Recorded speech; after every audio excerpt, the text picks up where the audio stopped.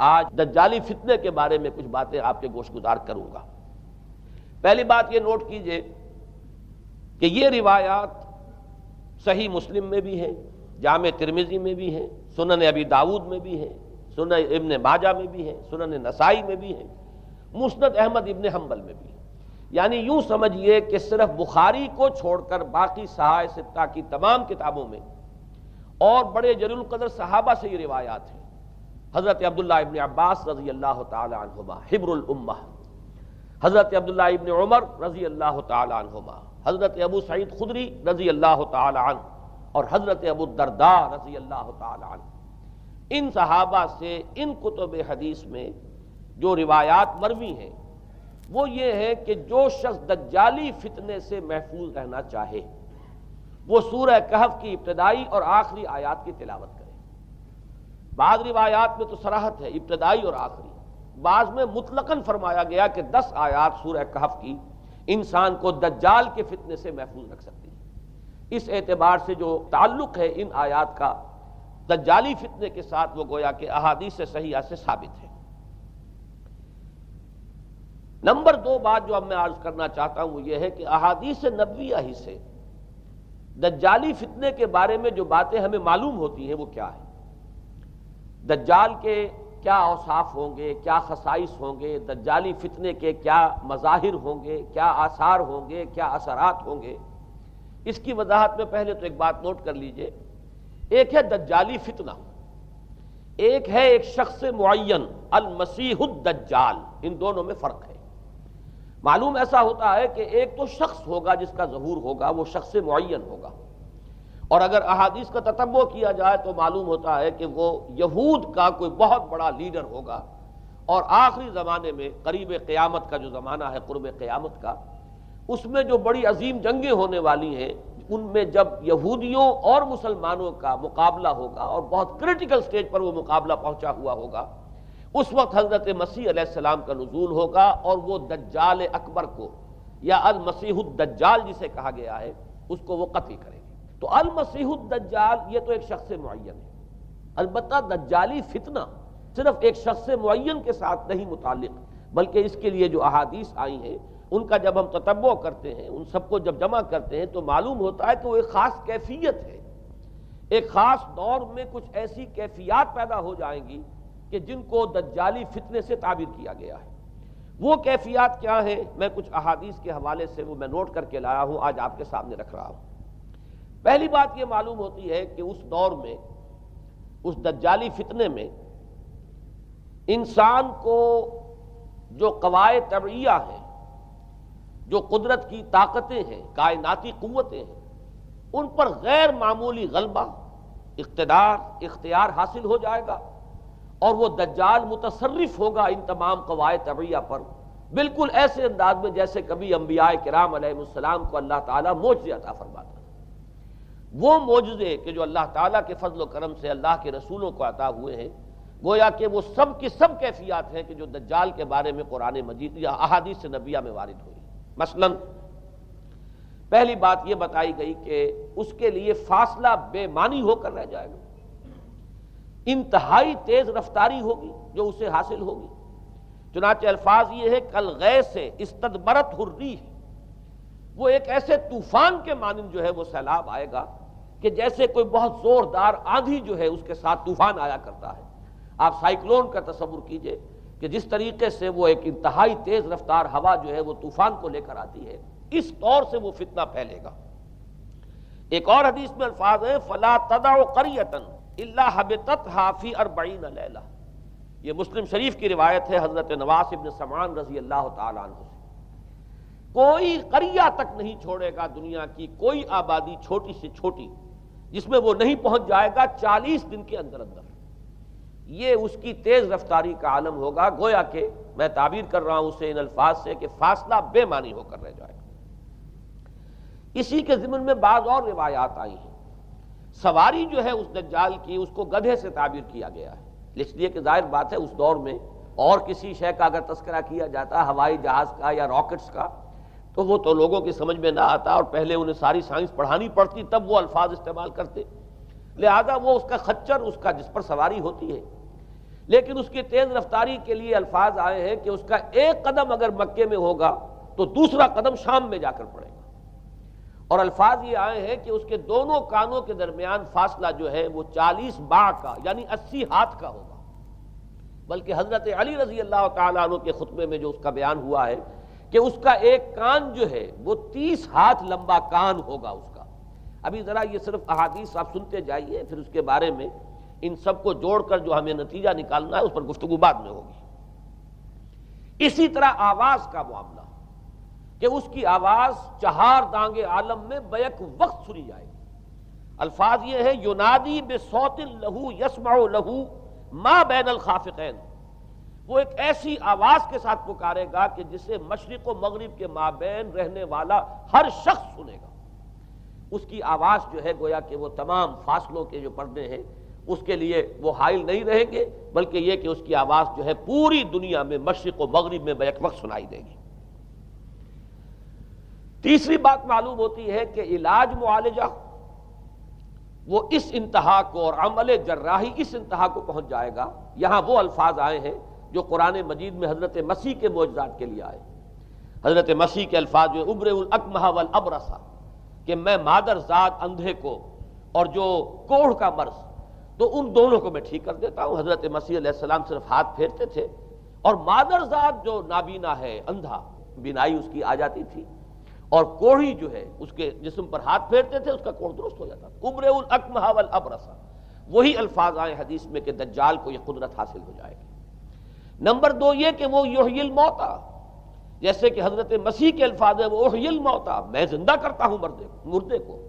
حضرت مسیح فرماتے تھے ایک مردے کو قم باذن اللہ، اور وہ کھڑا ہو جاتا تھا۔ بالکل اسی طریقے سے دجال کو بھی قدرت حاصل ہو جائے گی کہ وہ مردوں کو زندہ کرے گا۔ مزید وضاحت ایک حدیث میں یہ ہے کہ وہ ایک شخص کو آری کے ساتھ بیچ میں سے چیرے گا، 2 ٹکڑے کر دے گا، پھر سیدھے گا اور زندہ کر دے گا۔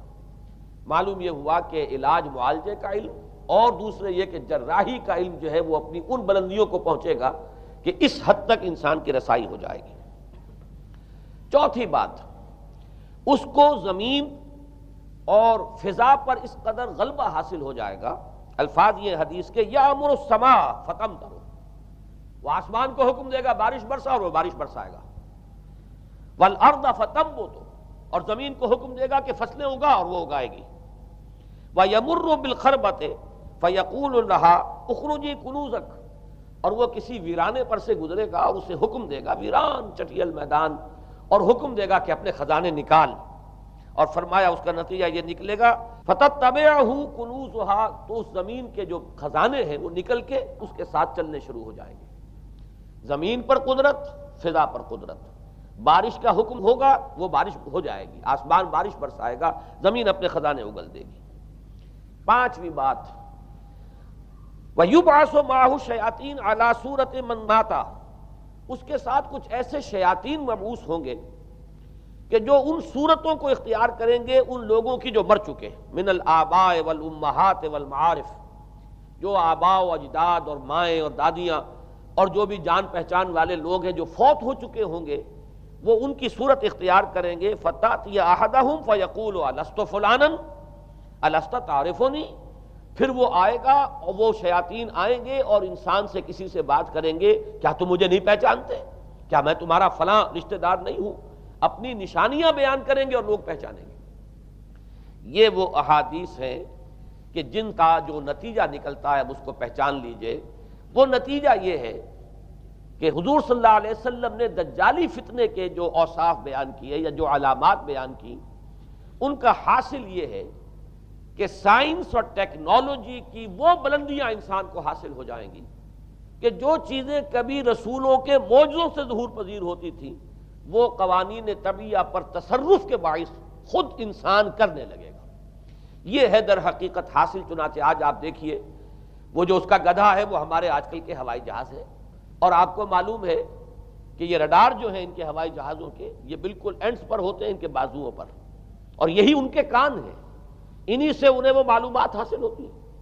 خود ان کی لمبائی چوڑائی جو ہے وہ کتنی ہے، اور پھر یہ کہ ان کے درمیان فصل جو ہے وہ 80 ہاتھ کا یا 40 باع کا وہ موجود ہے۔ اور جہاز کی ایک اڑان اب تو کہیں بات پہنچ گئی کہ آپ کو معلوم ہے کہ پوری دنیا کے گرد بھی ایک جہاز جو ہے وہ چکر لگا لیتا ہے چند گھنٹوں کے اندر، لیکن یہ ہے کہ عام جو رفتار ہے اس میں بھی ایک پڑاؤ سے دوسرے پڑاؤ تک، ایک جگہ سے جس کو ہاپ کرنا کہتے ہیں، یہ بھی کم سے کم 500-700 میل کا عام طور پر سفر جو ہے وہ جہاز طے کر رہا ہے۔ اسی طریقے سے ہماری جو سائنس کی، خاص طور پر جو طبی سائنس ہے، اب اس میں جس طریقے سے کہ زندہ رکھا جاتا ہے انسانوں کو، اور وہ ویجیٹیبل چاہے کہا گیا ہے ان کو ہیومن ویجیٹیبلز، لیکن یہ کہ دل کی دھڑکن بھی چلائے جا رہے ہیں، خوراک بھی پہنچا رہے ہیں، آدمی جو ہے وہ زندہ سال ہر سال تک زندہ پڑا رہتا ہے۔ اور یہ کہ سرجری بعض جانوروں پر تو یہ بات ہو چکی ہے کہ کاٹے گئے ہیں اور پھر ان کو سی دیا گیا ہے، جوڑ دیا گیا ہے۔ یہ تمام جو بھی معجزے ہیں اس وقت سائنس دکھا رہی ہے۔ اسی طرح اگر یہ معجزہ دیکھنا ہو کہ زمین لق و دق زمین، جہاں کہیں کوئی آثار نہیں تھے کسی ایک پتے تک کے اگنے کے، اگر وہاں لہلہاتے ہوئے آپ کو چمن دیکھنے ہو تو ویسے سب سے پہلے تو یہ معاملہ ہوا تھا اسرائیل نے جو کر کے دکھایا تھا، لیکن اب تو آپ ابو ظبی چلے جائیے، سعودی عرب میں چلے جائیے۔ سعودی عرب کے اندر حال یہ ہے کہ آپ اگر ہوائی جہاز سے سفر کریں ریاض سے جدہ تک تو آپ کو جگہ جگہ بڑے سرکولر پیچز نظر آئیں گے جہاز سے، نہایت گرین، اور اس کے اندر جو ہے آرٹیفیشل اریگیشن کے ذریعے سے اور بہت عمدہ وہاں کاشت ہو رہی ہے، اور بہت خوبصورت فارمز جو ہیں وہ تمام کے تمام سرکولر پیچز، اس لیے کہ جو اریگیشن ہوتی ہے وہ ان ویلز کے ذریعے سے ہوتی ہے کہ جو ایک سرکل میں چلتے ہیں اور پانی کی وہ آرٹیفیشل بارش جو ہے وہ ہوتی رہتی ہے۔ باقی یہ کہ فضا سے آرٹیفیشل رین، یہ تو بہت ہی سادہ سی بات ہے کہ فضا کے اندر ایٹماسفیرک کنڈیشنز کو ذرا تبدیل کیا جائے تو بارش آ جاتی ہے۔ اور باقی رہ گیا آواز کا یہاں سے وہاں جانا، وہ تو آواز ہی نہیں، اب تو آپ صورتیں دیکھ رہے ہیں۔ آپ کو نیو یارک میں بیٹھا ہوا خطاب کرے، آپ پوری دنیا کے اندر جہاں چاہیں، وہ آل ورلڈ اینٹینا آپ کے پاس صرف ہونا چاہیے، باقی یہ کہ آپ دنیا کے کسی بھی گوشے میں بیٹھے ہوئے کسی شخص کا خطاب جو ہے وہ سن سکتے ہیں۔ تو معلوم یہ ہوا کہ در حقیقت یہ جو دجالی فتنہ ہے، یہ جس کے اوصاف جو بیان کیے گئے، ابھی میں اس کو لفظ فتنہ سے تعبیر نہیں کر رہا، اسے جس چیز نے فتنہ بنایا وہ ابھی میں آپ سے عرض کروں گا، لیکن یہ جتنے اوصاف حدیث میں آئے ہیں، جتنی صفات بیان ہوئی ہیں، جو کوائف وہاں سامنے آ رہے ہیں، ان سب کا حاصل تو ایک لفظ میں یہ ہے کہ سائنٹیفک ڈیولپمنٹ اور ٹیکنالوجیکل ڈیولپمنٹ وہ اس درجے کی ہو جائے گی کہ قواعد طبیعیہ پر، فورسز آف دی نیچر پر انسان کو تصرف اور تسلط حاصل ہو جائے گا، اور وہ انہیں استعمال کرے گا، اور اس طریقے سے اس کے اندر وہ ساری کی ساری کیفیات جیسے کہ آج ہم دیکھ رہے ہیں اپنی نگاہوں کے سامنے وہ پیدا ہو جائیں گی۔ اب سوال یہ ہے کہ اس شے کو فتنہ کس چیز نے بنایا، یہ بات سمجھ لیجئے۔ جہاں تک سائنسی ترقی کا تعلق ہے، تکنیکی ترقی کا تعلق ہے، یہ چیزیں فی الاصل فتنہ نہیں ہے، یہ تو وہ علمہ آدم الاسماء کلہا کا ظہور ہے۔ اللہ تعالیٰ نے ازل میں حضرت آدم علیہ السلام کو جو صلاحیت عطا فرما دی تھی، یہ ایکسفولیشن ہے اس کا ظہور ہے۔ جیسے کہ آم کی گٹھلی میں آم کا درخت ہے، لیکن ظاہر بات ہے کہ اس کو درخت بننے میں وقت لگتا ہے، پہلے وہ 2 پتے نکلتے ہیں، پھر وہ بڑھتا ہے معاملہ، کئی سال میں جا کر وہ درخت جو ہے وہ جوان ہوگا اور وہ پھل دے گا۔ اسی طریقے سے یوں سمجھئے کہ بالقوہ وہ علم حضرت آدم علیہ السلام کو دے دیا گیا تھا، یعنی وہ صلاحیتیں ودیت کر دی گئیں، وہ فیکلٹیز، سمع اور بصر اور فؤاد، دیکھو سنو نتیجہ نکالو اور آگے بڑھو۔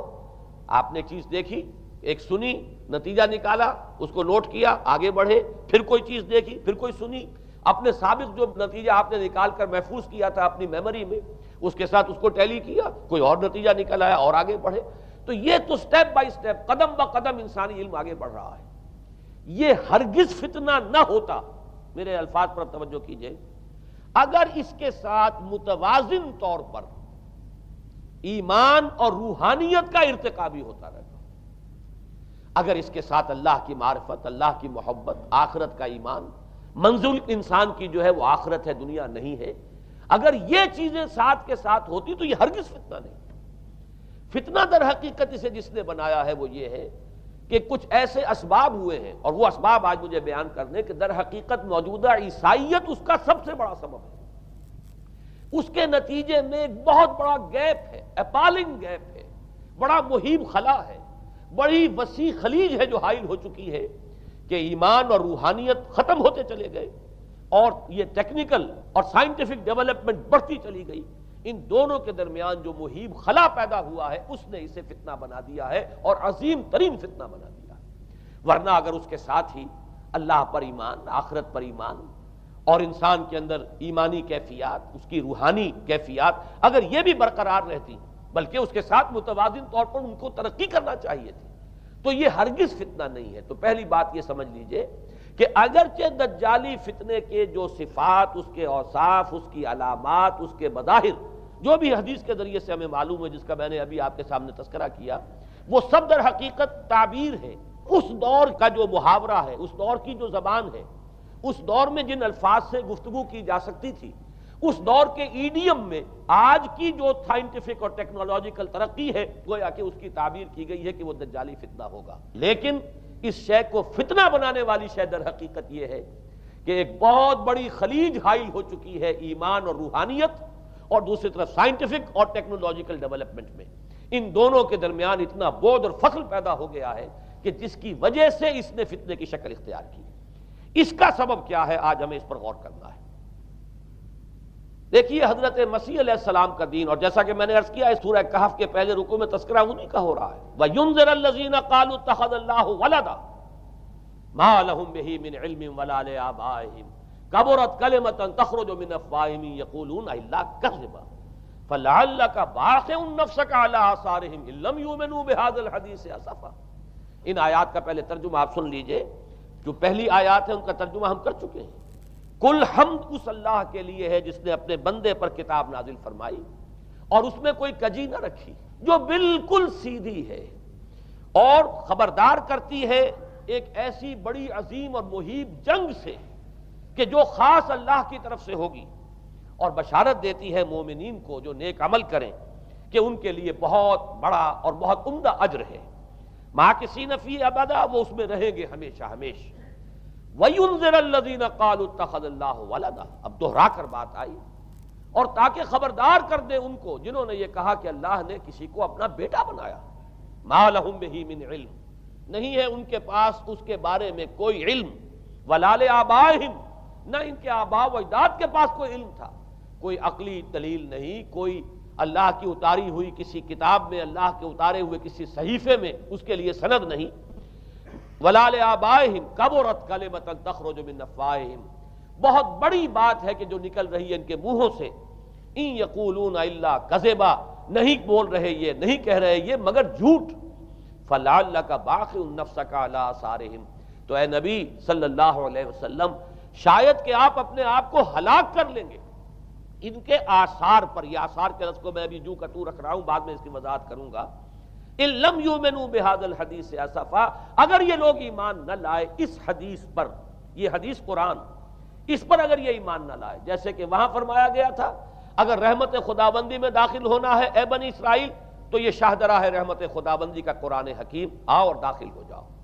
یہاں پر ان عیسائیوں کو متنبہ کیا جا رہا ہے اگر وہ اس حدیث پر، یہ حدیث اللہ، اللہ کی کتاب، احسن الحدیث کتابا متشابہہ فَبِأَيِّ حَدِيثٍ بَعْدَهُ يُؤْمِنُونَ، اگر اس اللہ کی حدیث پر، اللہ کی کتاب پر یہ ایمان نہ لائے تو جو ان کے آثار ہوں گے، جو نتائج نکلیں گے، ان پر اے نبی شاید کہ آپ اپنے آپ کو صدمے اور رنج اور غم سے ہلاک کر لیں۔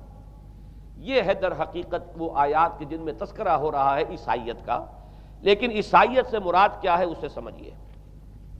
حضرت مسیح علیہ السلام کا دین تو بعین ہی وہی دین تھا جو دین آدم سے لے کر محمد تک صلی اللہ علیہ وسلم وعلیہم الصلاۃ والسلام جتنے انبیاء آئے ہیں ان کے دین میں کوئی فرق نہیں تھا۔ دین توحید، وہی ایمان، البتہ شرائع کے اندر، شریعتوں میں کچھ تفصیلی احکام میں فرق ہوا ہے، شریعت موسوی اور شریعت محمدی میں علی صاحب الصلاۃ والسلام تھوڑا تھوڑا فرق ہے، دین ایک ہی ہے۔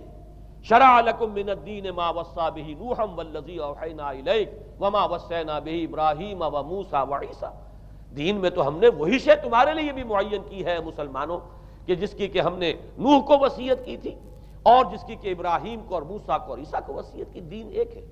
ان الدین عند اللہ الاسلام، تو دین مسیحی بھی وہی تھا بعین ہی جو دین محمدی ہے اور دین موسوی ہے صلی اللہ علیہ وسلم علیہ الصلاۃ والسلام۔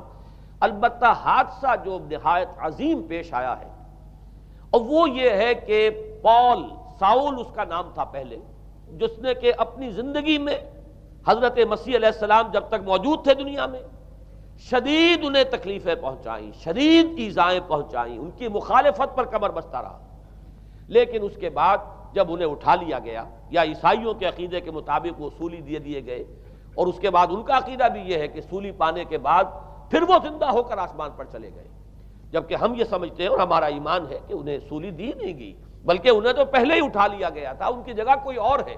انجیل برنباس نے یہ بات بالکل واضح کر دی کہ در حقیقت وہی حواریین میں سے جس نے کہ غداری کی تھی اور پکڑوایا تھا، مخبری کی تھی، وہی ہے جس کی شکل بنا دی گئی تھی حضرت مسیح علیہ السلام کے جیسی مانند، اور وہ شخص ہے کہ جو سولی چڑھا ہے۔ بہرحال عیسائیت اس وقت کی جو اس کا عقیدہ ہے اور جو ہمارا عقیدہ اور ایمان ہے، ان دونوں کی روح سے حضرت مسیح علیہ السلام آسمان پر اٹھا لیے گئے۔ اس کے بعد اس نے دین مسیحی میں نقب لگانے کے لیے، جو دین مسیح اصل دین اسلام تھا، اس کو کرپٹ کرنے کے لیے، ڈسرپٹ کرنے کے لیے، اس میں نقب لگانے کے لیے اس نے اپنے ایک مکاشفے کا ذکر کیا کہ میں آ رہا تھا سفر میں کہ مجھے حضرت مسیح نظر آئے ہیں آسمانوں میں، اور انہوں نے مجھے کہا ہے کہ اے ساؤل تو مجھے کیوں ستاتا ہے، اور تو اب فلاں جگہ جا اور میرے نام سے نبوت کر۔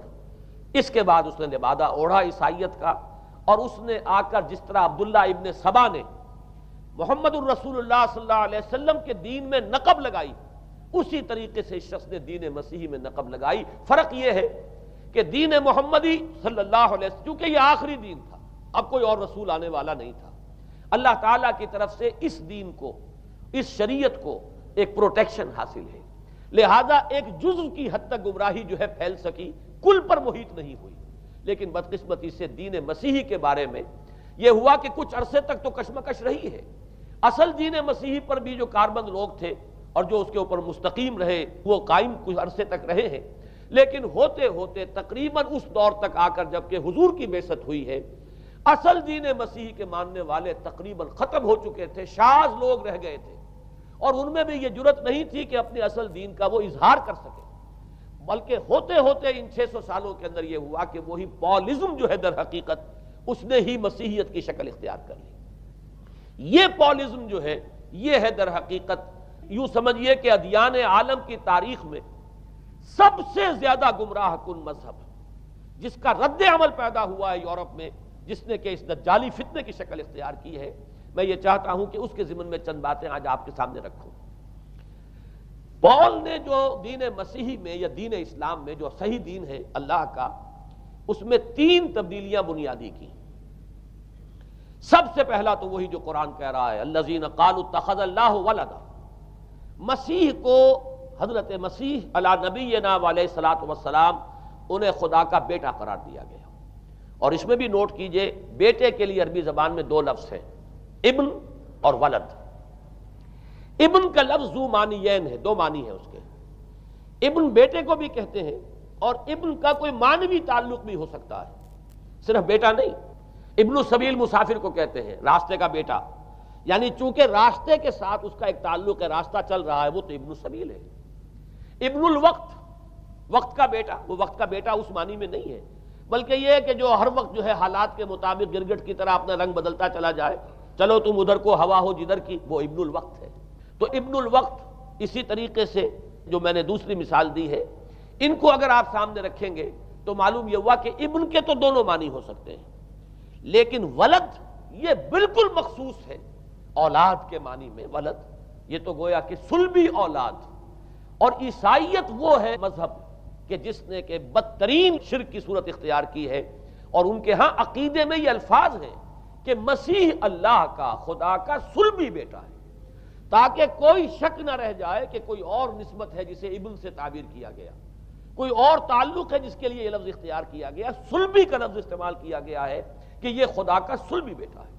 اور یوں سمجھیے اب اس کا جو نتیجہ نکلا کہ بیٹا اگر کسی کا ہے تو ظاہر بات ہے کہ وہ ہم جنس ہے، ہم نوع ہے اپنے باپ کا۔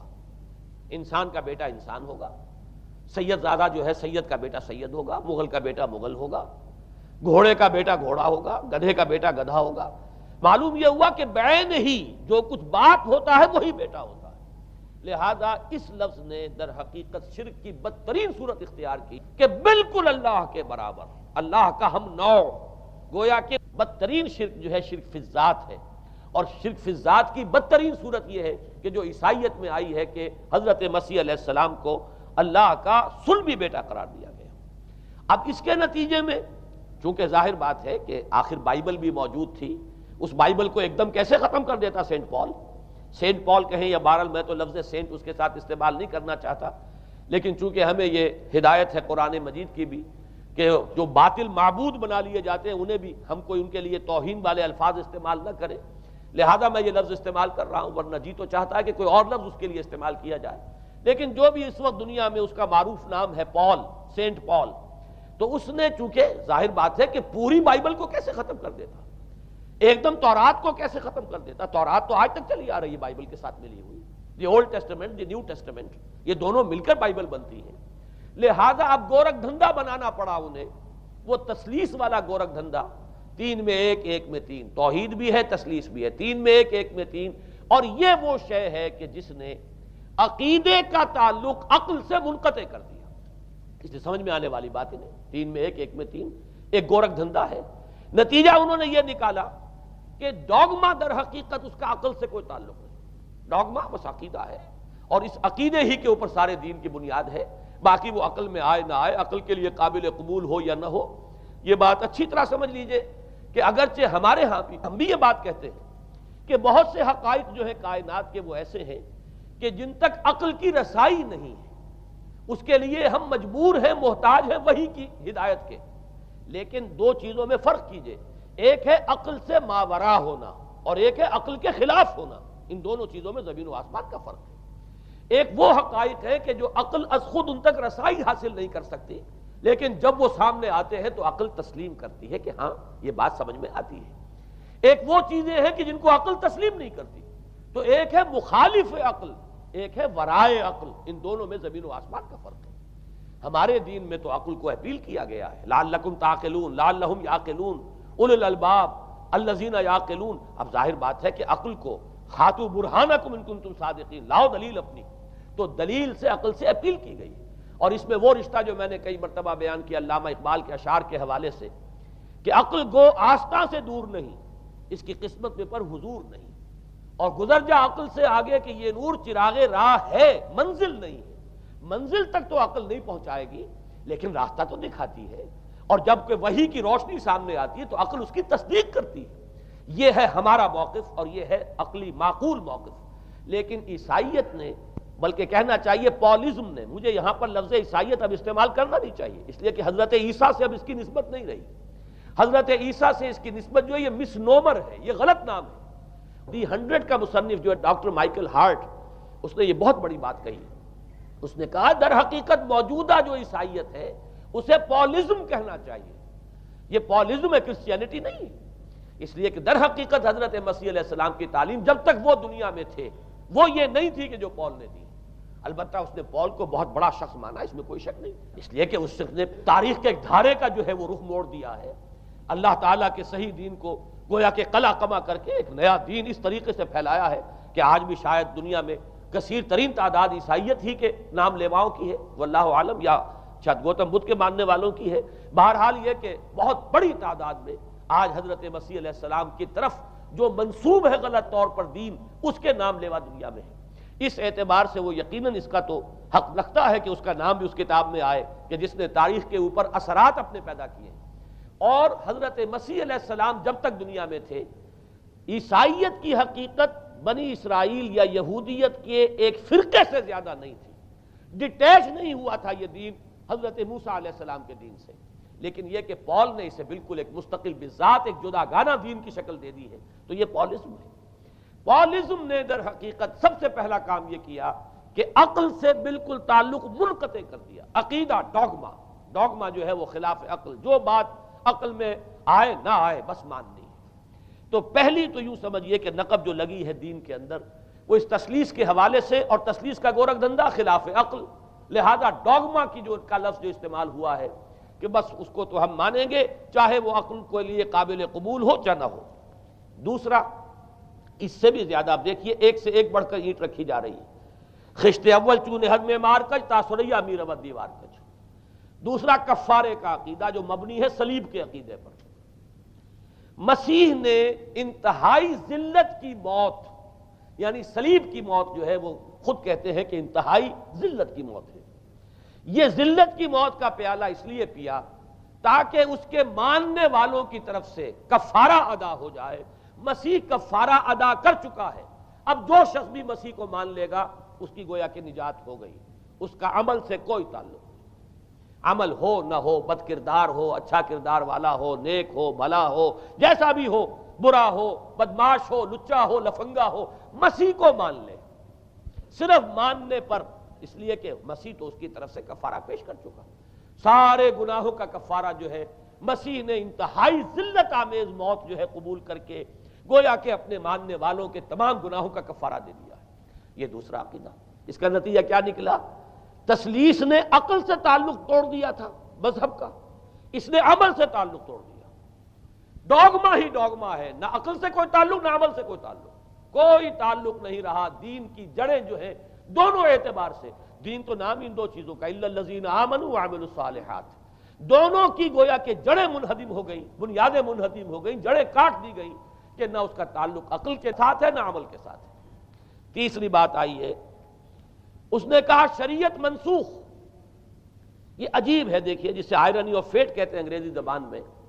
ابھی تک بائبل کے اندر سینٹ میتھیو کے جو روایت ہے، متی کی انجیل جسے کہا جاتا ہے، gospel of the lord according to saint Matthew, اس میں جو سرمن آف دی ماؤنٹ ہے، ایک واعظ ہونے کے اعتبار سے واقعتاً میں اس کی عظمت کا بڑا قائل ہوں، عظیم ترین واعظ ہے دنیا کا۔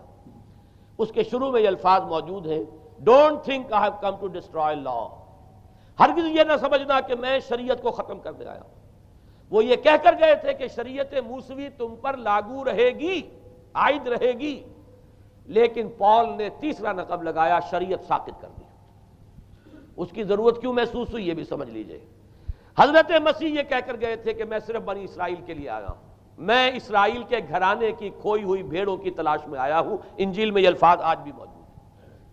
حضرت مسیح نے اپنے حواریین کو جب بھیجا ہے کہ اب جاؤ تبلیغ کرو میری طرف سے، اس کی ہدایتوں میں ایک ہدایت یہ بھی ہے کہ تمہیں صرف اسرائیلیوں تک تبلیغ کرنی ہے، باہر نہیں، میں صرف اسرائیلیوں کی طرف رسول بنا کر بھیجا گیا ہوں۔ یہ الفاظ بھی موجود ہیں، اگرچہ اس وقت کے انجیل میں جو الفاظ ہیں وہ تو میں سمجھتا ہوں کہ حضرت مسیح علیہ السلام کے شایان شان نہیں ہے، وہاں کوئی نہ کوئی تحریف ہوئی ہے لفظی، اس لیے کہ وہاں تشبیہ یہ دی گئی ہے کہ کوئی اپنے بچے کے حصے کی روٹی جو ہے کتے کے آگے نہیں ڈالتا۔ گویا کہ جینٹائلز جو ہیں، غیر بنی اسرائیلی، انہیں اس جملے کی روح سے انہیں کتوں سے تشبیہ دی جا رہی ہے کہ میرے پاس میرے بچوں کے حصے کی روٹی ہے، میرے بچے ہیں اسرائیلی، میری روٹی جو ہے یہ جو میرے پاس ہے وہ اسرائیلیوں کے لیے ہے، کوئی اپنے بچوں کے حصے کی روٹی کتے کو نہیں کھلاتا۔ یہ جملہ تو میں سمجھتا ہوں حضرت مسیح کا نہیں ہو سکتا، لیکن یہ ہدایت کہ تمہیں تبلیغ صرف اسرائیلیوں میں کرنی ہے، یہ قرآن مجید کی روح سے ثابت ہے، اس لیے کہ قرآن بھی یہ کہتا ہے کہ رسولاً الی بنی اسرائیل، حضرت مسیح علیہ السلام رسول بنا کر بھیجے گئے تھے بنی اسرائیل کی طرف، اس لیے کہ وہ یوں سمجھیے کہ جسے ہمارے ہاں عام اصطلاحات میں علماء کہا کرتے ہیں تاج و تخت ختم نبوت، وہ تاج و تخت ختم نبوت تو ابھی منتظر تھا محمد الرسول اللہ صلی اللہ علیہ وسلم کی آمد کا، کہ وہی آئیں گے تو انہی کی بعثت ہوگی پوری نوع انسانی کی طرف۔ آپ سے پہلے کسی رسول کی بعثت پوری نوع انسانی کی طرف نہیں ہوئی بشمول حضرت مسیح علیہ السلام۔ ہر جو ہے رسول جو آیا ہے آپ سے پہلے اپنی اپنی قوموں کی طرف آیا ہے، لیکن اس پال نے کیا کیا؟ پہلے تو یہ اصول توڑا، ہم اس دین مسیحی کی یا جو پالزم ہے اس کی اب تبلیغ کریں گے غیر اسرائیلیوں میں بھی۔ وہاں انہیں دقت پیش آئی، شریعت موسوی بڑی بھاری شریعت ہے، اب وہ بھاری شریعت جو ہے اس کو قبول کرنا تو لوگوں کے لیے آسان نہیں ہے۔ انہوں نے یہ کیا کہ یہ شریعت تم پر ساقط، شریعت کا بوجھ تم پر نہیں، برڈن آف لا یہ تمہارے لیے نہیں ہے۔ اور میں یہاں مثال دے دینا چاہتا ہوں، بین ہی تاریخ نے اپنے آپ کو دہرایا ہے۔ عبداللہ ابن سبا نے جو فتنہ شروع کیا تھا ہمارے ہاں، ہماری تاریخ میں جو اس کے اثرات پھر پیدا ہوئے ہیں، ان میں سے ایک جو ہے وہ شکل وہ اسماعیلیت والی ہے، کہ اسماعیلیت نے بھی بین ہی یہی شکل اختیار کی ہے۔ ہندوستان میں آ کر جب اسماعیلی داعیوں نے جب تبلیغ کی ہے تو شریعت ساقط کر دی۔ آج آپ کو جو اسماعیلی ملیں گے ان کے ہاں کوئی شریعت نہیں ہے، کوئی نماز نہیں، مسجد ان کی ہوتی نہیں، جماعت خانہ ہوتا ہے، وہ کلب گھر ہے، آتے ہیں جمع ہوتے ہیں، کھانا کھاتے ہیں، اللہ اللہ خیر صلی اللہ کو باتیں چیتیں کرتے ہیں، ان کے اوپر شریعت ہے ہی نہیں، نہ روزہ ہے نہ نماز ہے۔ اور بین ہی وہی جو اختیارات میں ابھی آپ کو بتاؤں گا کہ جو پوپ کے ہیں وہی ان کے امام حاضر کے اختیارات ہیں۔ بہرحال تیسری نقب جو میں نے عرض کیا آپ سے وہ یہ تھی کہ شریعت منسوخ، اس کا نتیجہ کیا نکلا؟ اب دیکھیے ذرا غور کیجئے، ایک بہت بڑا خلا پیدا ہو گیا، وہ خلا کون پر کرے گا؟ شریعت کے بارے میں سارے اختیارات اب پوپ کو حاصل ہیں۔ وہ جس چیز کو چاہے حلال کر دے، جس چیز کو چاہے حرام کر دے، جس چیز کو چاہے قرار دے دے کہ یہ ممنوع ہے، جس چیز کی چاہے اجازت دے دے، اس لیے کہ اب شریعت تو رہی نہیں، خلا ہے، اس میں سوالات تو پیدا ہوں گے، یہ کام کیا جائے یا نہ کیا جائے، کون کرے گا؟ تو جب شریعت ختم ہوئی تو سارا اختیار پوپ کے ہاتھ میں آ گیا ہے۔ یہ میں بعد میں ذرا اور تفصیل سے بتاؤں گا کہ کیسے کیسے اختیارات پھر مذہبی طبقے کے ہاتھ میں آئے ہیں۔ اس کے نتیجے میں تاریخ انسانی میں ورسٹ فارم آف تھیوکریسی پیدا ہوئی۔ تھیوکریسی کسے کہتے ہیں؟ جو آج کی اصطلاح میں گالی ہے، تھیوکریسی۔ قائد اعظم کے جملے آپ نے کئی پڑھے ہوں گے، اسلام میں کوئی تھیوکریسی نہیں ہے، مذہبی طبقے کی حکومت نہیں ہے اسلام میں، اور 100% درست ہے۔ تھیوکریسی کہتے ہیں ایک مذہبی حلقے کی، مذہبی طبقے کی حکومت، اس کے ہاتھ میں اختیارات آ جائے، اور قرآن مجید میں اسی وجہ سے ان کے اوپر الزام لگایا گیا اتخذوا احبارهم ورهبانهم اربابا من دون اللہ، انہوں نے اپنے علماء اور صوفیوں کو اللہ کے سوا اپنے معبود بنا لیا۔ حضرت عدی ابن حاتم رضی اللہ تعالیٰ عنہ جب ایمان لائے، یہ حاتم طائی جو مشہور ہے سخاوت میں، ان کے بیٹے ہیں، قبیلہ طے سے ان کا تعلق ہے، حاتم طائی تو طے سے ہے، ان کے بیٹے عدی ہیں، یہ عیسائی تھے۔ یہ جب ایمان لائے اور پھر انہوں نے قرآن پڑھا تو انہیں ایک اشکال ہوا کہ قرآن مجید میں تو ہم پر الزام لگایا گیا ہے کہ اتخذوا احبارهم ورهبانهم اربابا من دون اللہ، تو عرض کیا انہوں نے، ڈرتے ڈرتے عرض کیا ہوگا حضور کی خدمت میں کہ حضور یہ بات تو کچھ درست نہیں معلوم ہوتی، ہم نے تو کبھی اپنے علماء اور رہبان کو خدا نہیں سمجھا، وہ اس مغالطے میں تھے کہ جب تک سجدہ نہ کیا جائے شاید خدا نہیں مانا گیا۔ حضور نے پوچھا کیا ایسا نہیں ہے کہ جس چیز کو وہ حلال کہتے ہیں تم حلال مان لیتے ہو، جس چیز کو حرام کہتے ہیں حرام مان لیتے ہو؟ جی ہاں یہ تو ہے، یہی تو فرمایا اربابا من دون اللہ ہے۔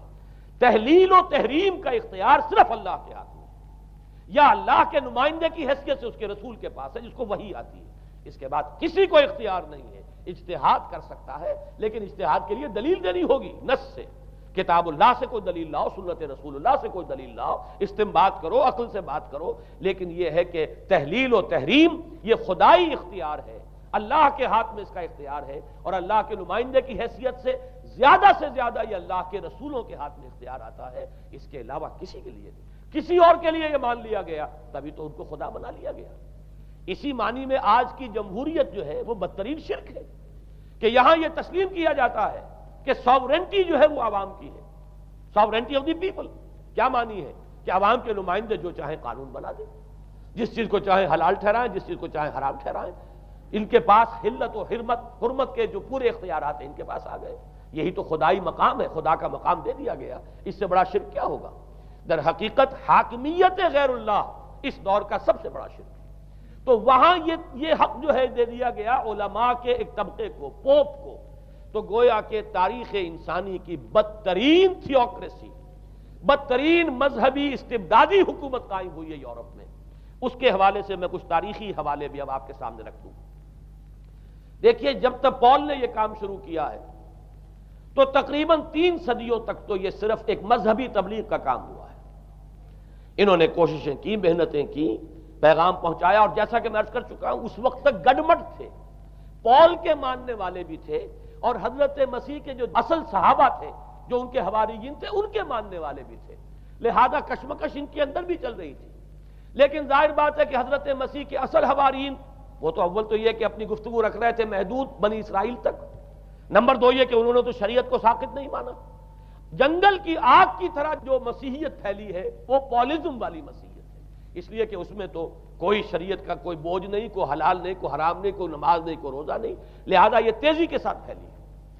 اور 300 برس تک تو ایک کشمکش جو ہے جاری رہی، انہوں نے تبلیغیں کی، مصائب جھیلے، کشمکش اندر بھی چلی باہر بھی چلی۔ لیکن اس کے بعد قیصر روم کانسٹنٹائن، قسطنطین جسے کہتے ہیں، جس کا یہ قسطنطنیہ ہے، کانسٹنٹائن، اس نے یہ محسوس کیا بالکل اکبر کی طرح، جیسے اکبر نے محسوس کیا تھا کہ میری مملکت کے اندر یہ مذہبی تصادم جو ہے یہ سب سے بڑی یوں سمجھیے کہ انسٹیبلٹی کا سبب ہے، لہذا ان تمام مذہبوں کو ایک ہاون دستے میں ڈال کے کوٹ پیس کر ایک بناؤ. وہ جو دین اکبری یا دین الہی جو اس نے کیا تھا اس سیاسی مصلحت کی وجہ سے کہ یہ ہندو مسلم تصادم اور دوسرے مذاہب کا ٹکراؤ جو ہے وہ ہندوستان کو ایک سیاسی وحدت اور ایک اپنی سیاسی عظمت کی طرف پیش قدمی کرنے کا جو راستہ ہے اختیار کرنے سے روکتا ہے. لہذا یہ کام کیا جائے. یہی قسطنطین نے کیا. اس نے جب دیکھا بڑی کشمکش چل رہی ہے اس نے خود عیسائیت اختیار کر. عیسائیت کون سی اختیار کی؟ پالیزم والی. ظاہر بات ہے اس کے لیے بھی اصل عیسائیت اختیار کرنا جو ہے مشکل تھا. پالیزم والی. اور اس کے بعد یہ اب اسٹیٹ کی جو مشینری تھی، جو طاقت تھا، جو دباؤ تھا، اس کے حوالے سے اب یہ مسیحیت جو ہے پورے رومن امپائر کے اندر اب یہ بڑی تیزی کے ساتھ جس کو کہنا چاہیے اس کا ایک نظام قائم ہوا اور جو مذہبی طبقہ تھا اس کا اقتدار مستحکم ہو گیا. اس کے باوجود 200 برس اور گزرے. یونان چونکہ بہت بڑا مرکز تھا علم کا، فلسفے کا، سائنس کا، حکمت کا. آپ کو معلوم ہے یہ تمام ارسطو ہو، افلاطون ہو، یہ سب یونان کے ہیں. ارشمیدس ہو، یہ تمام کے تمام جو بھی ہے تو سائنس اور فلسفہ دونوں اس کا گہوارہ یونان تھا. یونانی حکما اعتراض کرتے تھے. لہذا سن 529 اس کو نوٹ کر لیجئے. جسٹینین ایک قیصر تھا اب قسطنطین کے 200 برس بعد. اس نے اپنی پوری مملکت میں فلسفہ اور سائنس کی تعلیم حرام قرار دے. کوئی نہ فلسفہ پڑھ سکے گا نہ سائنس. جو فلسفہ پڑھے گا اس کو مرتد قرار دے دیا جائے گا اور زندہ آگ میں جلا دیا جائے گا. انکوزیشن کورٹس قائم ہوئی. وہ صرف مذہبی عدالتیں اس لیے قائم ہوتی تھی کہ جس کے بارے میں معلوم ہو جائے کہ یہ فلسفہ پڑھتا ہے یا یہ سائنس پڑھتا ہے. اس لیے کہ فلسفہ اور سائنس دونوں جڑ کاٹتے ہیں اس ڈوگما کی. وہ ڈوگما جو پالیزم والا ڈوگما ہے اس کی جڑ کھودنے والی ہیں دونوں چیزیں. اور چونکہ وہ دونوں عقل کو اپیل کرتی ہیں، یہ ڈوگما عقل کے متضاد ہے، لہذا مذہب کا تحفظ اسی طرح ہو سکتا ہے کہ اب ان دونوں کو بالکل ممنوع قرار دے دیا جائے.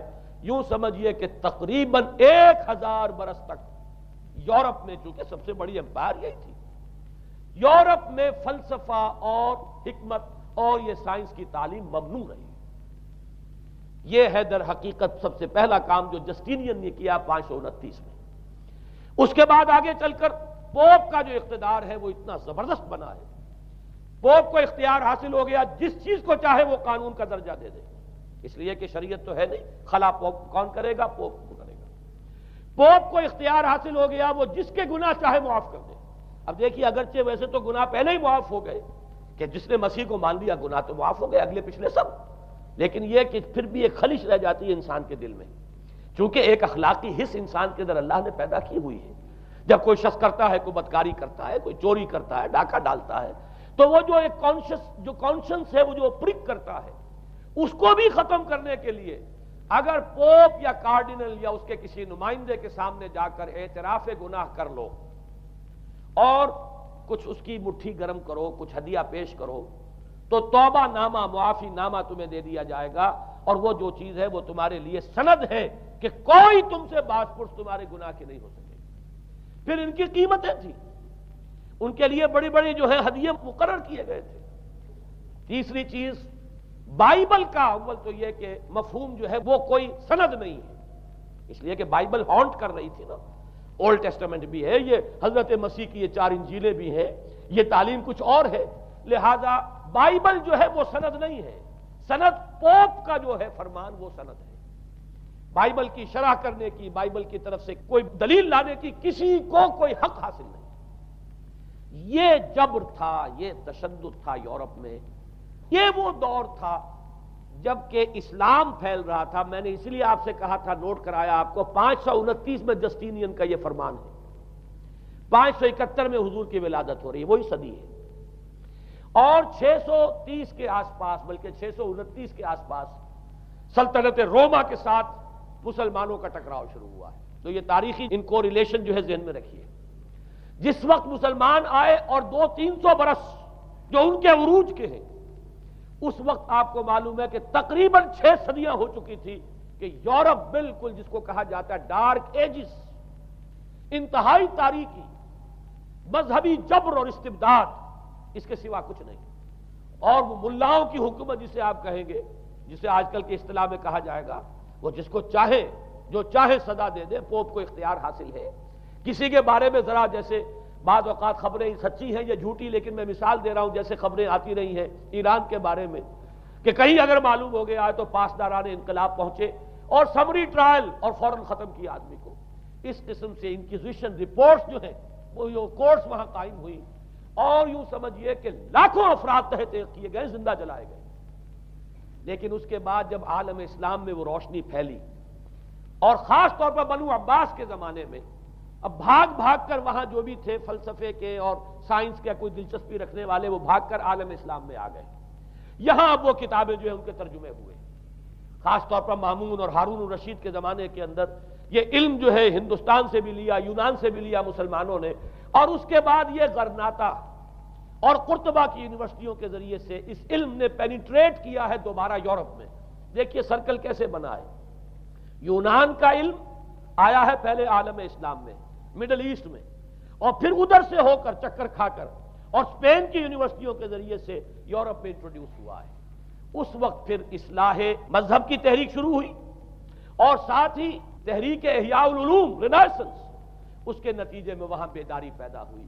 لیکن یہ بیداری اب آپ نوٹ کر لیجئے، ایک تو پروٹیسٹنٹ مذہب پیدا ہوا اور کئی سو برس تک تصادم رہا کیتھولکس کے اندر اور پروٹیسٹنٹس میں.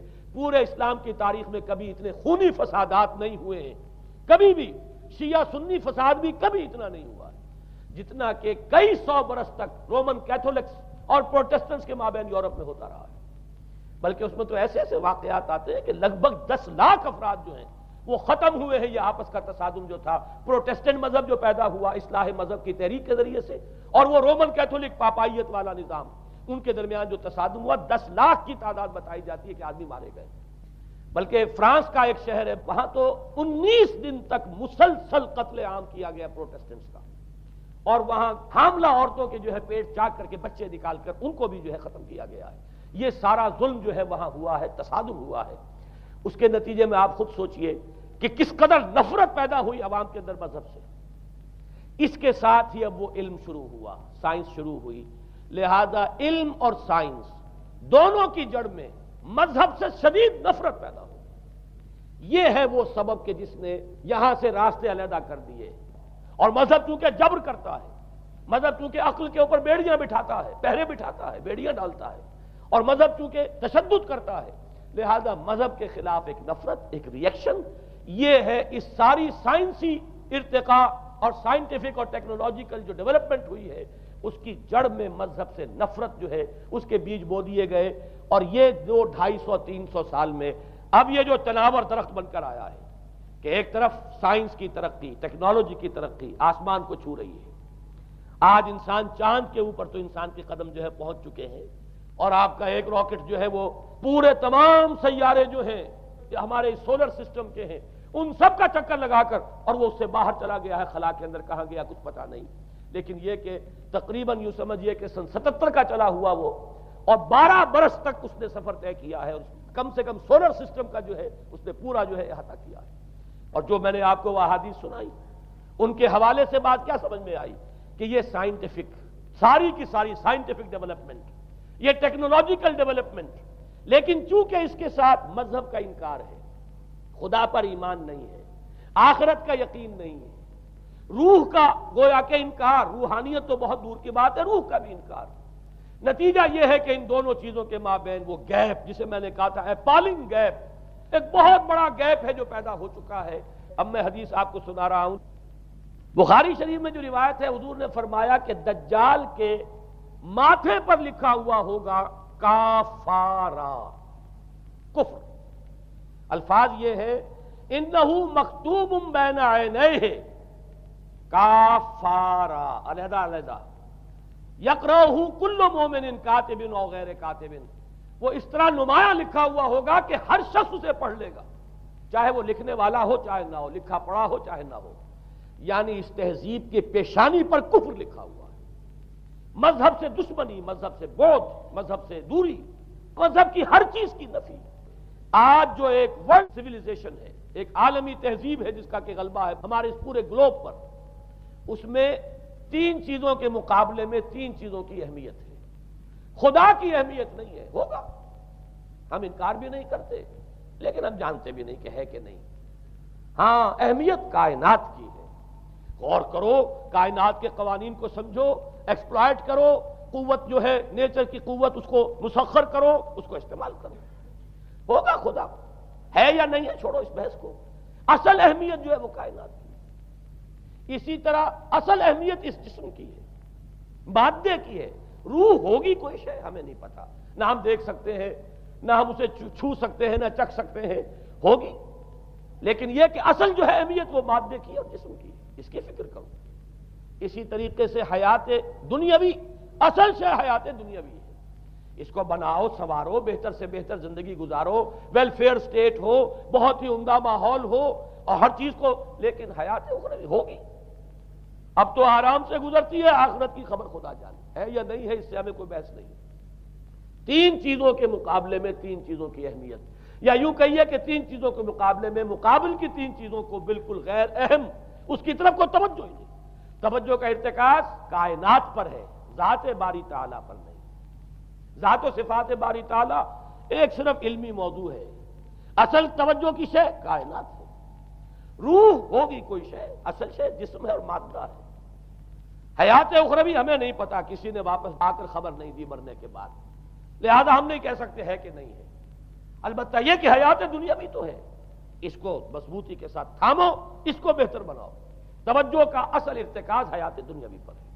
یہ ہے وہ گلوبل سویلائزیشن جو در حقیقت یورپ سے ابری، اور یورپ سے ابری ہے، اس کی بنیاد میں مذہب کی دشمنی موجود تھی، جو رد عمل تھا در حقیقت اس پاپائیت کے نظام کا جو پولزم کے ذریعے سے دنیا میں قائم ہوا، یہ وجہ ہے۔ اور آج انسان جہاں کھڑا ہے، غور کیجئے، انتہائی ہولناک جنگ جو ہے وہ اس کے سر پر ایک خطرے کے طور پر مسلط ہے۔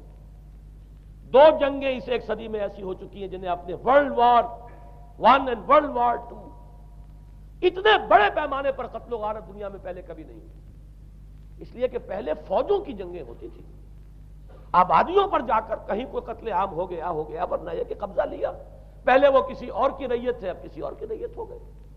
آیا بابر آیا، اس نے پانی پت کے میدان کے اندر ابراہیم لودھی کو شکست دے دی، دلی میں آ کر اس نے کسی کا خون نہیں بہایا، بس وہ آ کے تخت پر قابض ہو گئے۔ کہیں کہیں ہوئے ہیں فتنے، یا پھر عذاب الہی آتے رہے ہیں کہ رسولوں کے انکار کی سزا کے طور پر قومیں نسیہ منسیہ کی گئی ہیں، لیکن جنگیں جو دنیا میں ہوتی تھی، وہ جنگوں کا معاملہ جو ہے وہ اس نوعیت کا ہوتا تھا، وہ فوجوں کے درمیان ٹکراؤ ہوتا تھا، میدان جنگ میں کشتوں کے پشتے لگتے تھے، لیکن اس کے بعد نہیں ہو گیا، کہیں کسی نے بہت غصہ نکال لیا۔ لیکن اس صدی میں اب جو جنگیں ہوئی ہیں اس سے تو ملک کے ملک تہس نہس ہوئے ہیں، آبادیاں ختم ہوئی ہیں، اور جو تیسری جنگ ہوگی یہ جان لیجئے، آخر انسان کب تک اسے ٹالے گا؟ رشیا کے بارے میں یہ سمجھنا کہ وہ پیچھے ہٹ گیا ہے، پشپائی اختیار کر لی، اس نے بہت بڑی حماقت ہے، وہ در حقیقت اب ڈپلومیسی کی راہ سے سپریمیسی چاہتا ہے، لہذا تصادم تو ہو کر رہنا۔ مولانا مناظر حسن گیلانی رحمۃ اللہ علیہ کے خیالات جو ہیں وہ مجھے اس سورہ کہف کے ابتدائی آیات کے ضمن میں مجھے ان سے اتفاق ہے، اور بہت سی چیزیں ان سے ماخوذ ہیں۔ اسی طریقے سے جو حدیث اب میں آپ کو بتا رہا ہوں، میرے سامنے اس کا متن نہیں ہے، مولانا حامد میاں رحمۃ اللہ علیہ انہوں نے مجھے یہ بتایا تھا کہ جو میں نے جمع کیے ہیں حالات و واقعات، قیامت سے پہلے جو حالات و واقعات پیش آنے والے ہیں، جن کی پیشین گوئی احادیث میں ہیں، ان سے معلوم ہوتا ہے کہ ایک بہت بڑی خوفناک جنگ، اتنی بڑی خوفناک جنگ، اور ان کے الفاظ یہ ہے کہ اس میں دونوں فریق جو ہوں گے ان میں بڑی تعداد عیسائیوں کی ہوگی، ادھر بھی ادھر بھی، ایک طرف البتہ عیسائیوں کے ساتھ مسلمان بھی ہوں گے، یہودی بھی ہوں گے، اور دوسری طرف خالص عیسائی طاقت ہوگی، اور ان کے درمیان اتنی خوفناک جنگ ہوگی۔ الفاظ ان کے یہ ہیں اس حدیث کے جو انہوں نے مجھے بتائے کہ ایک پرندہ سینکڑوں میل تک پرواز کرے گا اور اسے سوائے لاشوں کے اور کچھ نظر نہیں آئے۔ آپ تصور کیجئے اگر ایٹامک وار ہو جاتی ہے تو یہی ہوگا، تہس نہس ہو جائے گا معاملہ، ختم ہو کر رہ جائے گی چیز۔ اور یہ چیز جو ہے یہ بہرحال یہ جتنا کچھ پائل اپ کیا گیا ہے، یہ ڈسٹرکٹیو فورس سائنس کی یوں سمجھیے کہ معراج اب یہی ہے۔ اب تو سٹار وارز کی باتیں ہو رہی ہیں کہ صرف زمین پر نہیں، باہر بھی یہ جنگیں ہمیں لڑنی پڑیں گی، لیکن یہ کہ اس کا کیا حال ہوگا۔ امریکہ میں ایک پکچر تیار کی گئی تھی، دی ڈے آفٹر غالباً اس کا نام ہے، اس میں ایک نقشہ دکھایا گیا ہے اس قدر ہولناک کہ یہ 100 اور اونچی منزلہ عمارتیں جو ہے یہ ایسے جیسے کہ کچے گھروندے ہوتے ہیں، ایسے وہ پگھل کر رہ جائیں گی، اور یوں سمجھیے کہ انسان جو ان کے اندر ہوں گے ایک ایک منزل کے اندر، ایک ایک ایسی 100 منزلہ عمارت کے اندر ہزاروں آدمی ہوتے ہیں، جیسے کہ کوئی ایسی کالونی ہو کوئی ان کی چیونٹیوں کی، اور اس پوری کالونی کو آپ اپنے پاؤں سے مسل دیں، ایسے انسانوں کا حال ہوگا اگر وہ جنگ ہو جاتی جس کا نقشہ کھینچا گیا ہے۔ یہ ہے در حقیقت وہ بات کہ جو مولانا مناظر حسن گیلانی فرما رہے ہیں ان آیات مبارکہ میں، وَيُنذِرَ الَّذِينَ قَالُوا اتَّخَذَ اللَّهُ وَلَدًا، تاکہ خبردار کر دے یہ قرآن ان لوگوں کو جنہوں نے کہا ہے کہ اللہ نے بیٹا بنایا، بدترین شرک کا جنہوں نے ارتکاب کیا، اور اسی ولدیت مسیح کے عقیدے سے وہ ساری کرپشن جو ہے دین خداوندی کی، دین مسیحی کی اصل جو دین تھا اس کی جو ہوئی ہے، اور اس کے نتیجے میں آج نوع انسانی وہاں کھڑی ہے۔ اسی لیے آیت نمبر 2 میں فرمایا وَيُنذِرَ بَأْسًا شَدِيدًا مِّن لَّدُنْهُ، تاکہ خبردار کر دے ایک بہت بڑی جنگ سے۔ ہمارے اکثر مفسرین نے یہاں پہ ایک بہت بڑا عذاب کہہ کر جو ہے وہ گزر گئے ہیں، لیکن واحد یہ لفظ ہے قرآن مجید کا یہ مقام ہے جہاں لفظ باس آیا ہے، اور مولانا مناظر حسن گیلانی نے بحث کی باس تو جنگ کو کہتے ہیں، قرآن مجید میں جہاں بھی یہ لفظ آیا جنگ کو کہتے ہیں۔ تو ایک بہت بڑی ہولناک جنگ جس کے لیے فرمایا ملت ہو، یہ تمہارے اپنے پیمانوں پر نہیں آئے گی، یہ تمہارے حساب کتاب میں نہیں آ سکتا جو ڈسٹرکشن ہوگی، جیسے کہ آپ علم لدنی کہتے ہیں۔ ایک علم وہ ہے جو جانے بوجھے طریقے سے حاصل کیا جاتا ہے، ایک علم لدنی ہے جو خاص اللہ تعالیٰ اپنے کسی بندے کو عطا فرما دے۔ اس جنگ کی جو ہلاکت خیزی ہے وہ تمہارے حساب کتاب میں آنے والی نہیں ہے۔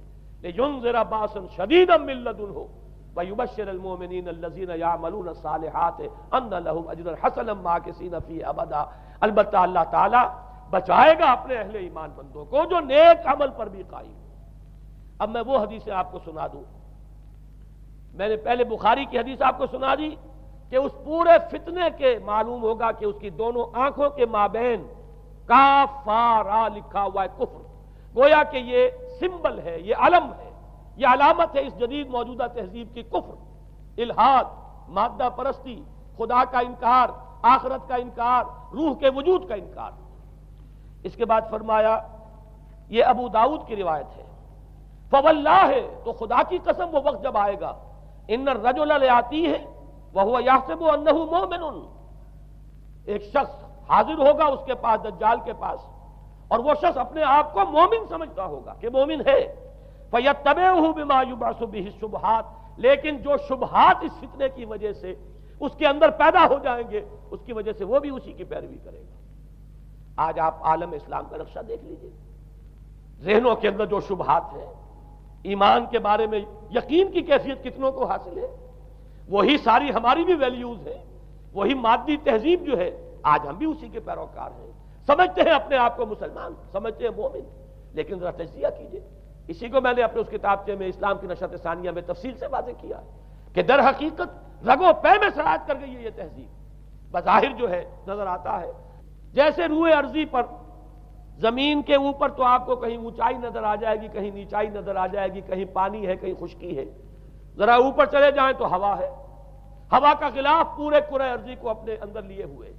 یہی حال ہے ہر ملک میں، آپ چلے جائیں نیچے کے لوگوں میں کچھ مذہب نظر آ جائے گا تھوڑا بہت۔ ہندوستان میں بھی اگر کوئی مندروں میں جاتا تو گھٹیا آدمی جاتے ہیں، بیچارے نیچ لوگ جاتے ہیں، بڑا لوگ آدمی کوئی نہیں جاتا۔ ہمارے ہاں بھی جا کے ہوتے ہیں مساجد میں سفارا تو غریب، پردہ رکھتے ہیں اگر کوئی تمہارا تو غریب۔ شہروں میں ایک کاروباری طبقہ ضرور ایسا ہے جو نماز روزے کے ساتھ اس کا ایک شوق ہے، لیکن آپ جا کے دیکھ لیجئے دیہات کے اندر کیا حال ہے۔ تو معلوم یہ ہوا کہ نیچے تو شاید کچھ نہ کچھ فرق ہے، یہ مسلمان ملک ہے، یہ ہندو ملک ہے، یہ فلاں ملک ہے، یہ بدھ مت کا ملک ہے، لیکن اوپر چلے جائیں یعنی ہر ملک کے اوپر جو ایلیٹ ہے، جو اعلیٰ تعلیم یافتہ، جو آپ کی ملٹری اور سول بیوروکریسی ہے ٹاپ کی، وہ تو ایک ہی رنگ میں رگے ہوئے، ان کا لباس وہی، ان کا رہن سہن وہی، ان کا تمدن وہی، نام کا فرق اگر نہ ہو تو پتہ نہیں چلے گا یہ مسلمان ہے کہ ہندو ہے کہ سکھ ہے، پر پتہ چلے گا وی پی سنگھ نام ہے تو پتہ چلے گا کہ ہندو ہے، لیکن یہ کہ باقی اس کی وضاحت، اس کا لباس، اس کا اٹھنا بیٹھنا، آپ کے ہاں یہ تو کچھ عوامی دور میں آ کے کرتا شلوار جو ہے وہ آئی ہے، لیکن وہ بھی اندرون ملک ہوتی ہے، باہر جا کر ہمارے اپنے ان لوگوں کے جو لباس ہوتے ہیں، آپ کو دیکھیے کہاں فرق معلوم ہو جائے گا کہ کون مسلمان ہے اور کون ہندو اور کون پارسی ہے اور کون عیسائی۔ تو معلوم یہ ہوا کہ اوپر ایک ہی گلوبل سویلائزیشن ہے جس کا دور دورہ ہے، اور اس سویلائزیشن کے ماتھے پر لکھا ہوا ہے کافارا، اس میں وہ ایمان نہیں ہے، اس میں الحاد ہے، مادہ پرستی ہے، کفر ہے۔ اس میں آخری حدیث جو میں آپ کو سنا رہا ہوں، حضور نے فرمایا آخر من یخرج الیہ النساء، اس فتنے کی طرف پیش قدمی کرنے والا آخری طبقہ ہوگا عورتوں کا۔ وہ جب اس تہذیب کی طرف لپکیں گے، یہ طبقہ جب آگے بڑھے گا، یہ جو ہمارے ہاں بھی جلوس نکلتے ہیں، شریعت کا مذاق اڑانے والے جلوس، اسلامی احکام کی نفی کرنے والے جلوس نکلتے ہیں، اور ان کے جس طریقے سے ڈسپلے ہوتا ہے اخبارات کے اندر، جتنا ان کے لیے اعزاز ہے، جتنی ان کے لیے یہاں پر تکریم ہے ہمارے معاشرے کے اندر، اس کو پیش نظر رکھیے۔ آخر من یخرج الیہ النساء حتی ان الرجل لیرجع الی امہ و ابنتہ و اختہ و عمتہ فیوثقھا رباطا، یہاں تک کہ ایک بندہ مومن کا حال یہ ہو جائے گا کہ وہ دوڑے گا اور کوشش کرے گا اپنی ماں کو، بیٹی کو، بہن کو، پھپھی کو باندھ کر رکھے کہ وہ نکل نہ جائے۔ یہ حال ہو جائے گا کسی شخص کا۔ آج کتنے لوگ بے بس ہو چکے ہیں، اب وہ باندھ کر رکھنے والے بھی گویا کہ ہتھیار ڈال چکے، ورنہ یہ کہ ایک دور تھا کہ کچھ نہ کچھ باندھ کر رکھنے والے تو تھے، لیکن اب تو آزادی کی صورت آئی ہے تو باندھ کر رکھنے والے جو ہے وہ ہار مان چکے۔ اب تو آپ دیکھیں گے اچھے بھلے نظر یہ آتا ہے، داڑھی رکھی ہوئی ہے، خود جو ہے وہ مذہبی مزاج کے ہیں، لیکن بالکل بے پردہ کو خاتون جو ہے این ان کے اسکوٹر کے پیچھے بیٹھی ہوئی یا ان کے کار کے اندر ان کی برابر کی سیٹ کے اوپر بیٹھی ہوئی جا رہی ہے۔ بے پردگی، یہ اباحیت، ہمارے اخبارات کا جو حال ہے اس کو دیکھیے۔ خدا کے لیے یہ رنگین صفحات بند کرو، لیکن مجال ہے جو کسی کے کان پر جوں تک نہیں دی۔ لہذا حدیث کے الفاظ نوٹ کیجئے، آخر من یخرج الیہ النساء، اس فتنے کی طرف پیش قدمی کرنے میں آخری طبقہ جو ہوگا وہ خواتین کا ہوگا۔ حتی ان الرجل لیرجع الی امہ و ابنتہ و اختہ و عمتہ، یہاں تک کہ آدمی دوڑے گا، پکڑے گا اپنی ماں کو، اپنی بیٹی کو، اپنی بہن کو، اپنی پھپھی کو، اور اسے باندھ کے ہی کوشش کرے گا کہ کہیں وہ اس طریقے سے اس دجالی فتنے کے اندر جو ہے وہ اسی کی پیروی کے اندر گھر سے نہ نکل جائے۔ یہ ہے وہ فتنہ جس کی لپیٹ میں اس وقت پوری دنیا آئی ہوئی ہے۔ اب نوٹ کیجئے، اس فتنے کے لیے اب میں چند باتیں اور کہہ رہا ہوں۔ لغوی بحث کیا ہے؟ دجال کسے کہتے ہیں؟ یہ بنا ہے لفظ دجل سے۔ دجل اور فریب یہ ہماری زبان میں بھی مستعمل، دجل و فریب، دھوکہ دینے والی شے، ملمہ، حقیقت کچھ ہو اوپر کچھ اور پردہ ڈال دیا گیا، یہ دجل ہے۔ گندم نمائی جو فروشی دجل ہے، فریب ہے۔ اسی کے لیے دوسرا لفظ عربی زبان کا جو قرآن میں کثرت سے آیا وہ غرور ہے، دھوکہ۔ اصل میں یہ دنیا دھوکہ ہے جو حیات اخروی کے لیے ایک پردہ بن کر ہماری آنکھوں پر پڑ گیا ہے۔ میں وہ آیات اب آپ کو جلدی سے سنا رہا ہوں۔ فرمایا وَمَا الْحَيَاةُ الدُّنْيَا إِلَّا مَتَاعُ الْغُرُورِ، سورہ آل عمران میں بھی آیت آئی، سورہ حدید میں بھی۔ لوگوں سن لو، یہ دنیا کی زندگی سوائے دھوکے کو کچھ نہیں۔ میں بعد میں عرض کر دوں گا کہ ایک دوسرا رخ بھی ہے دنیا کی زندگی کا، لیکن اس وقت یہ آیات سن لیجئے۔ غرتکم الحیات الدنیا، تمہیں دھوکے میں ڈال دیا اس دنیا کی زندگی نے، یہ سورہ جاثیہ کی آیت نمبر 35 ہے۔ غرتہم الحیات الدنیا، انہیں دھوکے میں ڈال دیا دنیا کی زندگی نے، یہ سورہ انعام میں آیت نمبر 70 بھی ہے، آیت نمبر 130 بھی ہے۔ تیسری مرتبہ سورہ اعراف میں آیت نمبر 51 ہے، اور 2 مرتبہ سورہ لقمان اور سورہ فاطر میں آیا فلا یغرنکم الحیات الدنیا ولا یغرنکم باللہ الغرور۔ دیکھو لوگوں، کہیں تمہیں دنیا کی زندگی دھوکے میں نہ ڈال دے۔ یہ دنیا کی زندگی جو ہے دھوکہ بن کر ایک فریب کا پردہ ہمارے آنکھوں پر ڈالتی ہے کہ یہ ہمارا مطلوب مقصود، اسی کے لیے بھاگ دوڑ، اسی کو بنانا سنوارنا۔ وہ جو میں عرض کر چکا ہوں، 3 چیزوں کے مقابلے میں 3 چیزوں کی اہمیت۔ حیات دنیاوی جب مطلوب بن جائے، حیات دنیاوی جب انسان کی اصل محبوب بن جائے، تو گویا کہ حیات اخروی اب نگاہوں سے اوجھل ہو گئی، آنکھ اوجھل پہاڑ اوجھل۔ یہی ہے اصل دجل، یہی ہے اصل فریب۔ آیات اور سنیے، سورہ اعلی، بل تؤثرون الحیات الدنیا والآخرۃ خیر وابقیٰ۔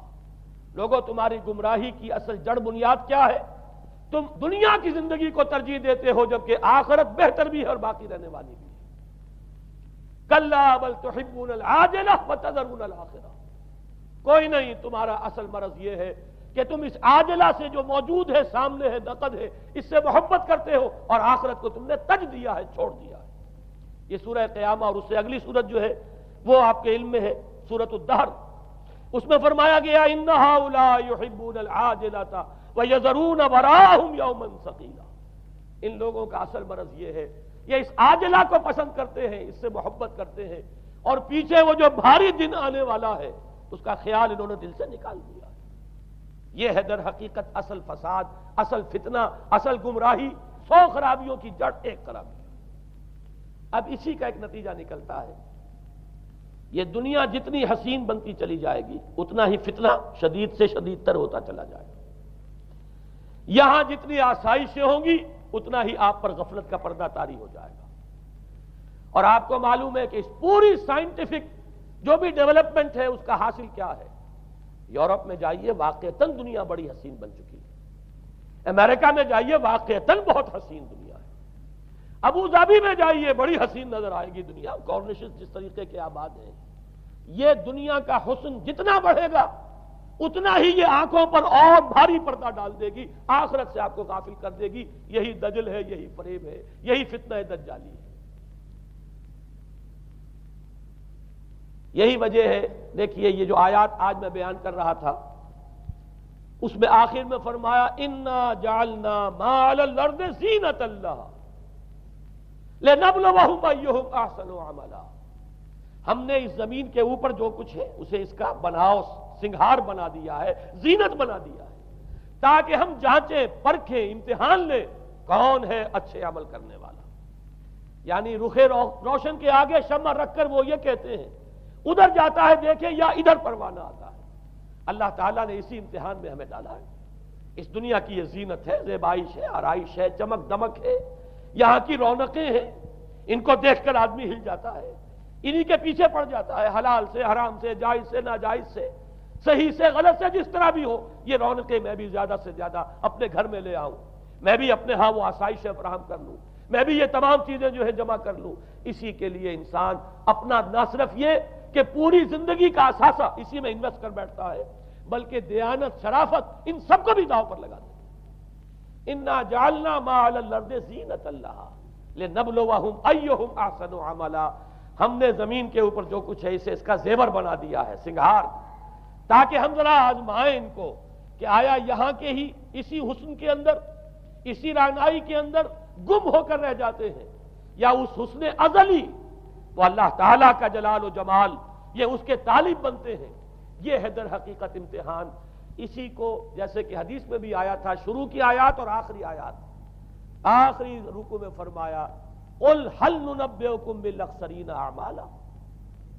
اے نبی ان سے کہیے کیا ہم تمہیں بتائیں اپنی زندگی کی جد و جہد میں، بھاگ دوڑ میں سب سے زیادہ خسارے میں کون رہے؟ الذین ضل سعیہم فی الحیاۃ الدنیا وہم یحسبون انہم یحسنون صنعا. وہ لوگ کہ جن کی بھاگ دوڑ، جن کی محنت، جن کی کوشش وہ دنیا کی زندگی ہی میں بھٹک کر رہ گئی، اور وہ اپنے کہیں یہ سمجھتے رہے کہ ہم بڑے کامیاب ہو رہے ہیں، بہت اچھے کام کر رہے ہیں، ہم نے اتنی ترقی کر لی، ہم نے یہ کچھ بنا لیا، میں نے یہ جائیداد بنا لی، میں نے یہ کچھ مقام حاصل کر لیا. لیکن مطلوب و مقصود دنیا. ضل سعیہم فی الحیاۃ الدنیا. انہوں نے دنیا کی زندگی ہی کے اندر اپنی ساری سعی و جہد کو بھٹکا کر رکھ دیا. میں اس کا جو دوسرا رخ بتانا چاہتا تھا وہ ایک حدیث کے حوالے سے ہے.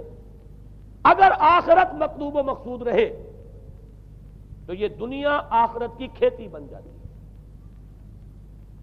حضور نے فرمایا دنیا مزرعۃ الآخرہ. اگر تمہارا مطلوب و مقصود آخرت ہے تو پھر یہ دنیا کے اندر یہ کھیتی ہے، بو گے یہاں تو وہاں کاٹو گے. نیک اعمال کرو، خدمت خلق کے لیے کوشاں ہو جاؤ، لوگوں کی ہدایت کے لیے اپنی توانائیاں جو ہے وقف کرو. خیرکم من تعلم القرآن وعلمہ. اس دنیا میں محنت کرو گے تو آخرت میں اجر و ثواب پاؤ گے. الدنیا مزرعۃ الآخرہ. اگر آخرت مطلوب و مقصود ہو تو دنیا بڑی قیمتی ہے، اس کا ایک ایک لمحہ بڑا قیمتی ہے. تو حیات دنیا بھی نہ صرف یہ کہ غیر حقیقی نہیں بلکہ بہت قدر و قیمت کی حامل. لیکن اگر پردہ پڑ گیا، آخرت نگاہوں سے اوجھل اور دنیا ہی مطلوب و مقصود، تو یہ دھوکے کی ٹٹی ہے. وَمَا الْحَيَاةُ الدُّنْيَا إِلَّا مَتَاعُ الْغُرُورِ. نہیں ہے دنیا کی زندگی مگر دھوکے کا سامان. غرتہم الحیات الدنیا، غرتکم الحیات الدنیا، لا تغرنکم الحیات الدنیا. دیکھنا یہ دنیا کی زندگی کہیں تمہیں دھوکے میں نہ ڈال دے. آخری بات عرض کر رہا ہوں، یہی وجہ ہے سورہ بنی اسرائیل میں بھی آخری لفظ جو پہلے رکوع میں وہ کیا تھا؟ وَأَنَّ الَّذِينَ لَا يُؤْمِنُونَ بِالْآخِرَةِ أَعْتَدْنَا لَهُمْ عَذَابًا أَلِيمًا. اور وہ لوگ، نوٹ کر لیجئے وہ آیات، ان ھذا القرآن یہدی للتی ہی اقوم ویبشر المؤمنین الذین یعملون الصالحات ان لهم اجرا کبیرا وان الذین لا یؤمنون بالآخرۃ اعتدنا لهم عذابا الیما۔ یہاں پر ایمان بالآخرہ جو ہے اس کو اہمیت دی گئی ہے، جو لوگ آخرت پر یقین نہیں رکھتے ان کے لیے ہم نے دردناک عذاب فراہم کیا۔ اور یہاں پر بھی جیسا کہ سامنے آ گیا، سورہ کہف جو ختم ہو رہی ہے جن مضامین پر، وہ بھی وہی آیات ہیں جن کے بارے میں حدیث میں آیا ہے کہ دجالی فتنے سے محفوظ کرنے میں ان کی بڑی تاثیر ہے۔ قل هل ننبئكم بالاخسرین اعمالا الذین ضل سعیهم فی الحیاۃ الدنیا وهم یحسبون انهم یحسنون صنعا اولئک الذین کفروا بآیات ربهم ولقائه فحبطت اعمالهم فلا نقیم لهم یوم القیامۃ وزنا۔ یہ وہ لوگ ہیں جنہوں نے اپنی رب کی آیات کا انکار کیا، جن کی دنیا ہی مطلوب و مقصود بن کر رہ گئی ہے، چاہے وہ کہیں ہم قرآن کے ماننے والے ہیں اور محمد کے عاشق ہیں صلی اللہ علیہ وسلم، اولئک الذین کفروا بآیات ربهم ولقائه فحبطت اعمالهم ولا نقیم لهم یوم القیامۃ وزنا ذلک جزاؤہم جہنم بما کفروا واتخذوا آیاتی ورسلی ہزوا۔ یہ وہ لوگ ہیں کہ جنہوں نے ہمارے رسولوں اور ہماری آیات کا ٹھٹھا اڑایا ہے، اس لیے کہ رسول کہہ رہے ہیں اصل منزل آخرت کی ہے، تم بنائے ہوئے دنیا کو مطلوب و مقصود، تو لاکھ زبان سے عشق رسول کے دعوے کرو، اپنے عمل سے در حقیقت رسول کی تکذیب کر رہے ہیں۔ اللہ تعالی ہمیں ان سے محفوظ رکھے اور اصل حقیقت ہماری نگاہوں پر منکشف ہو، اور یہ دنیا ہماری نگاہوں پر پردہ نہ پڑ کر رہ جائے، آخرت سے اور اللہ سے ہمیں محجوب نہ کر دے، اس لیے کہ یہی اصل دجالی فتنہ ہے۔